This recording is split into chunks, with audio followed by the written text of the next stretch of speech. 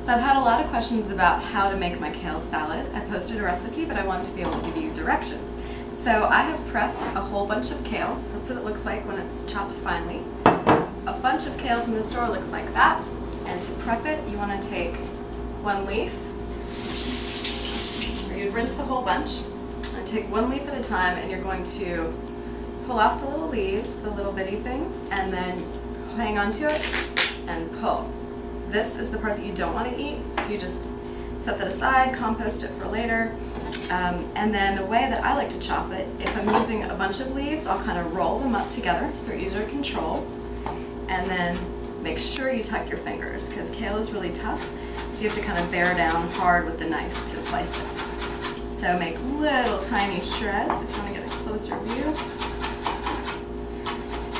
And the reason I'm cutting it like this, I resisted making a raw kale recipe for a long time. I love the flavor of cooked kale, but raw kale tends to be very bitter and very tough. It's a superfood, and if you don't cook it, it keeps all the micronutrients. It's super good for you. But I was wondering how I could make it actually taste good. So part of it is tenderizing it by making it really, really finely minced like that. And just a note, you never want to scrape the blade along your cutting surface. That's going to dull the blade. If you want to scoop, just use the dull part. Use the blunt part and scoop it into your bowl. And just make sure you don't touch the blade with your fingertips. So you've prepped a whole bunch of kale. Then I've done scallions, which are like these. You just chop off the tops and use the whole thing. This is 3 scallions. And before adding anything else, I want to add my salt. Your salt is going to tenderize your leaves. So do a generous sprinkling, and I like to use sea salt. Sea salt usually doesn't have iodine, but it does have lots of minerals, and it tends to be much better for you than regular table salt. And Himalayan pink salt is my personal favorite, so that's what I'm using here. And you want to kind of massage the salt into the leaves. Salt is a great tenderizer, and when you add it to vegetables, it tends to bleed them, which is it pulls the liquid out and just kind of softens them up. So you just want to rub the salt in, make sure it's coated evenly. Now the other ingredient I'm going to show you is gomashio. This is something you can make on your stovetop with sesame seeds and sea salt, but it's already pre-made. I buy this at Whole Foods, and it's a sesame shake. It just gives lots of flavor, a good texture, and whole sesame seeds actually have a really usable source of calcium. So both the kale and the sesame adds calcium, which is really important for a lot of functions, not just for bones. So now I'm going to add my scallions. That's 3 whole scallions, sliced pretty thinly.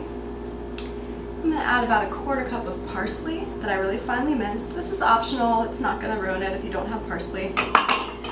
Parsley is just super good for you, and it adds a nice flavor. And because this is a whole lot of green leafy stuff, we do want to kind of give a little sweetness to cut the bitter and give a different texture. So we're going to use some pre-cooked brown rice. This is short grain organic brown rice. The short grain has like a nuttier flavor than long grain. Now I just use a little bit. This is about a 1/2 cup. You can use up to a whole cup. Just do however much you like it. And we're going to toss it in. And as I'm kneading it like this and still kind of working the salt in, it is starting to become more tender. The texture's changing, so it's kind of cool to feel it change with your hands. You get more out of this using your hands rather than a spoon to stir.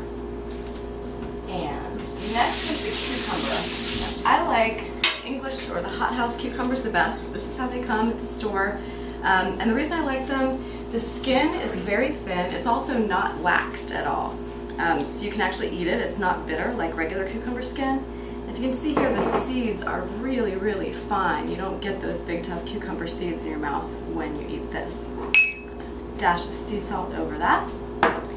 And then this is the magic ingredient. This is Annie's Goddess dressing. It's totally non-dairy, organic, and it's based with sesame tahini. Again, more sesame, more calcium, and just a whole lot of flavor. It's very thick, a little goes a long way. Usually I'll just use 1 or 2 tablespoons for this whole thing, and this is like 4 to 6 servings. And if you want a little spice, finely ground black pepper is really good. I also like a little dash of cayenne. And if you want it really spicy and a little more salty, you can do sriracha. This is the Asian chili garlic paste. I'm going to skip it today, but that's a really nice thing to add. Also, if you have red onions, you can finely mince red onions either in addition to the scallion, or you can replace some scallion with it, and it adds a really nice flavor. So where you can go from here, there's a few options. You can keep this totally vegan, serve it as is. You can sprinkle with sunflower seeds or nuts. If you want some extra minerals, you can use seaweed that's been rehydrated for a vegetarian version. But this one, I really like this recipe with fish or chicken. The best flavored fish for it, I think, is tilapia, and you just sear it in a pan about 3.5 minutes each side until it gets golden brown and flaky. You can also use trout or salmon. You can even use those little foil packs or cans of albacore tuna if that's all you have lying around the house. And again, just really mixing it in. You want to mix this maybe 5 minutes total with your hands, just to get the dressing all mixed in, get all the salts and sesame flavor mixed in.